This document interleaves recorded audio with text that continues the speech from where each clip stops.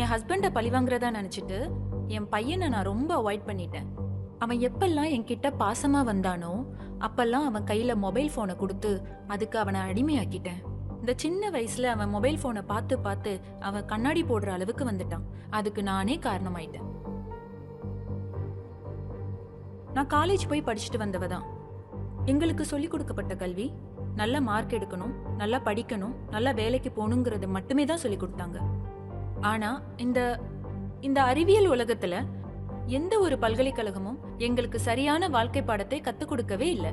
நம்ம வேதாத்ரி மகரிஷி ஐயா நமக்காக கண்டுபிடிச்ச மனவளக்கலை பயிற்சி தான் ஒரு சிறந்த வாழ்க்கை கல்வியா நான் பாக்குறேன். அதுக்கு உதாரணமே என் ஹஸ்பண்ட் நிஷாந்த் தான்.